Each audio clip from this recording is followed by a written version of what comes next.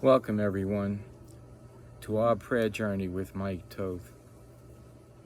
Today, I want to start a series that I like to do at least once a week, and that is on the great women of prayer and praise and service to God.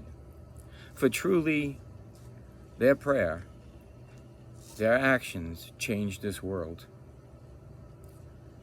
I want to dedicate this video to my wife, my grandma, my mom, the nuns that taught me in school, and many other women who have influenced my life to where I can walk spiritually with God.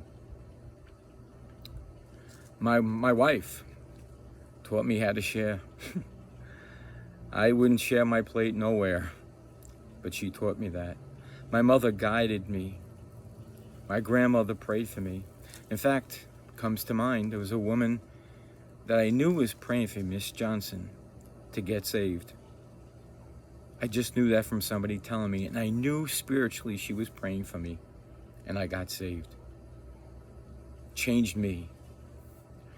The story I'm going to tell today, historical story from the Bible, is about a great woman, Hannah. She was in a household, married back then, where he had 2 wives.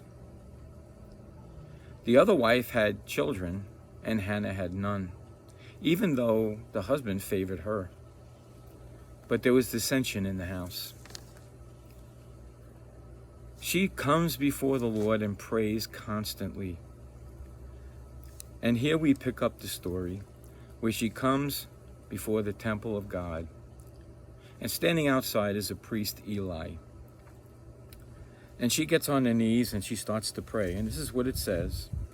And it came to pass, as she continued praying before the Lord, that Eli marked her mouth.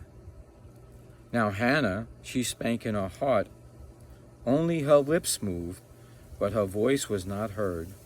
Therefore Eli thought she had been drunken. She was not looking for praise when she was praying outside. She was praying earnestly. She was in the presence of God, like we want to reach, right in God's presence. And Eli said unto her, How long wilt thou be drunken? Put away that wine from thee. And Hannah answered and said, No, my Lord, I am a woman of sorrowful spirit. I have drunk neither wine nor straw drink, but have poured out my soul before the Lord. Count not thy handmaid for a daughter of Belial, for the abundance of my complaint and grief I have spoken hereunto. Then Eli answered and said, Go in peace, and the God of Israel grant thee thy petition that thou hast asked him. And so God does.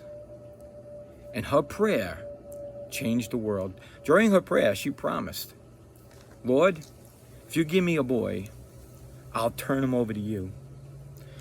She gets a boy, she weans him, and she gives him to Eli. Was this her plan or God's plan? Thy will be done. Why? Because Samuel was a man after God's heart. But Eli compromised. He probably was an okay man, but his sons were drinkers and stealing from the house of God. And in time, God tries to correct them. They don't do it, and he takes them out, the whole family, leaving Samuel as the priest. And Samuel rises up, serves before God, fights on God's behalf, even when they wanted to take a worldly king instead of God as their king. And God tells Samuel, give them the king they want. But in time, he replaces him with David. And what happens? A nation is brought together.